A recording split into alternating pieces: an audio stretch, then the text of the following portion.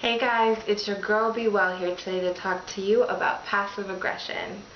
Passive aggression is something that I've had to work through my childhood all the way up into adulthood now. In my childhood, I was the baby of the family and I was the only girl, and so a lot of eyes were on me, and I felt like I had to live up to certain expectations. And if I didn't live up to those expectations, if I disappointed someone, I felt terrible about myself. So I ended up turning into like this people pleaser. And so that in turn trickled down into my relationships as I got older. And so I just turned into like the submissive being where I really didn't express what I wanted or what I needed. I didn't express how I felt about things at all. And that also, my parents' divorce had a little part to play in that also, because I wanted like unity. I didn't want things to be separate. So when I got into relationships, I didn't want fighting.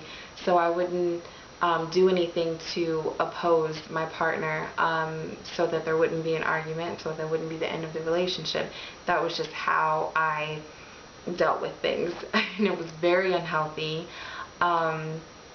But now I'm at this point of growth in my life where I'm learning how to voice my opinion, and I'm learning how to express myself, and to communicate my wants and my needs, and the importance of my wants and my needs being met. And it's definitely balanced. So with, you know, dating my partner and stuff like that, it's the same way. And so, and actually with dating, it helps to have people in your circle, and to date someone who understands what you're trying to grow and heal from, so that they can play an effective part in it as well, to get you through certain healing processes a little bit easier and a little bit quicker.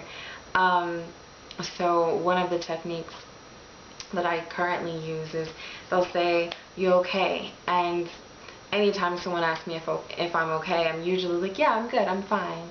But the energy is off. You can tell something is wrong. So they'll be like, "Are you lying?" And I'll be like, yeah, I'm lying. I'm lying. This is how I really feel. You know, you did this, or I did this, or someone did this." And so that "are you lying" type of thing, it kind of gives me a chance to retract my passive aggressive behavior and really express myself fully. Instead of just, "Are you okay?" "Yeah, I'm good." "Oh, okay, cool." But and then I'm really not good. Like that's not good. So it's a little technique, and it works for me. So perhaps maybe that would work for someone that's watching. But really, my process for moving past my passive aggressiveness is just to communicate. You know, I try to communicate with people. I know right now we're in this age where it's like petty is so dope to people. Like, people love petty, they praise petty, and they love throwing shade and all this kind of stuff, and it's fun, it's entertaining, but a lot of the times it's just a coping strategy to aid in that passive aggressive behavior. And so sometimes we have to watch that. Sometimes we have to watch when we feel petty and stuff like that, we want to throw shade. Okay, why are you doing this? Why don't you just confront that person and talk to them about why you feel the way that you feel? Express yourself. Use your words. And that's what I tell kids, like, use your words. Tell me what's wrong with you. Express yourself. Communicate to me. Confront me. And a lot of people don't like the word confront. They don't like confrontation, because it has that con in the front. Con is always negative, you know. But when you look at the definition, there's also a definition in there that says you're literally just facing something head on. It's not always got to be negative. You're just dealing with something so that you can effectively move past it and grow and agree, and you don't have to deal with it anymore, you know. I know we talked about don't milly rock the fear. That was the other video that I did about fear in your life and moving past those obstacles. You don't want to milly rock the passive aggressive behavior that we have, you know. We want to deal with things instead of just milly rocking it under the rug. So yeah, and then another way Another part of my process, though, for dealing with my passive aggressiveness is to calm down. A lot of the times I won't confront a situation right when it happens because I want to take my emotions out of it. I want to get my thoughts together. Sometimes when we deal with things right away, we tend to put our emotions in it, and that clouds up our message. When we put our emotions in something, that's usually what people respond to. They don't respond to our message, they respond more to how we say things, not what we say. And so I communicate to the person, I'm really not feeling this.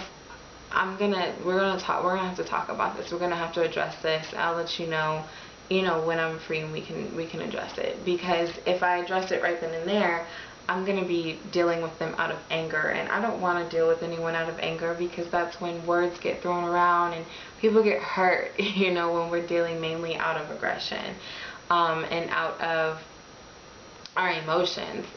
So I try to walk away from things so that I can get my thoughts together.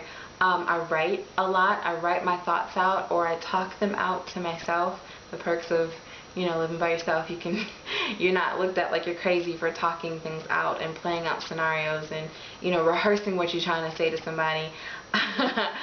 So that's something that I definitely do, is just walking away to get my emotions out of it.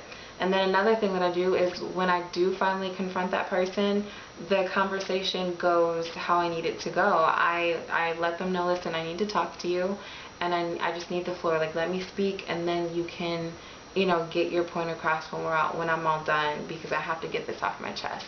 And in that conversation, and the point that I'm making is, like, I express the boundary that I feel that was crossed, and then I express how that crossing of that boundary made me feel. A lot of times people want to jump on defense, and I didn't do that to you. Well, yeah, you didn't, and it made me feel this kind of way. So you kind of have to let them know that you felt hurt, or you felt upset, or whatever the case may be, without actually feeling that emotion right then and there, so that they can better understand you without that emotion. So I express how I feel, I express the boundary that was crossed, and then I try to come to an agreement with them. Hey, listen, this is a boundary of mine, and if we're going to have this dynamic, and this is friends, family, relationships, whatever, if we're going to have this dynamic, this isn't going to work for me. Like, we need to come to an agreement to where we respect one another's boundaries. And so, that's ideal, though. That's ideal. That's in a perfect world. It goes like that.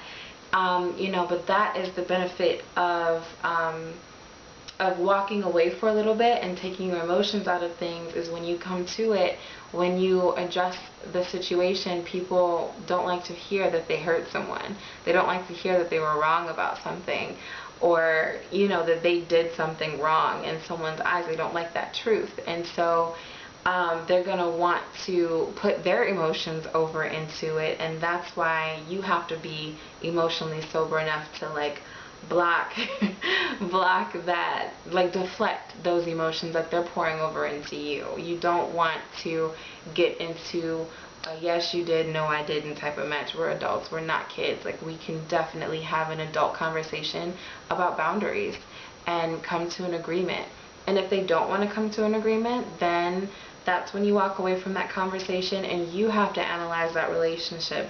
Do you want to be in the type of dynamic with someone where your boundaries are not respected, and you don't feel like you can express yourself? You don't have that security with that person to feel like you can express yourself, and they listen, especially if you're doing that for them.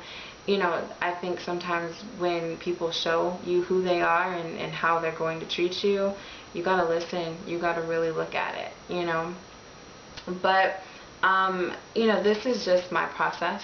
I hope that you guys understood this. I hope that you guys can take something from it.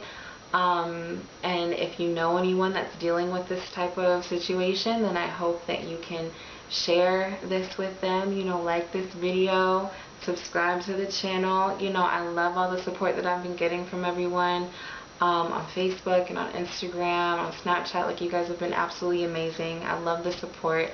It keeps me going, and it makes me feel like, you know, I'm really fulfilling my purpose. So like, comment, share, subscribe, all that stuff, and please be well.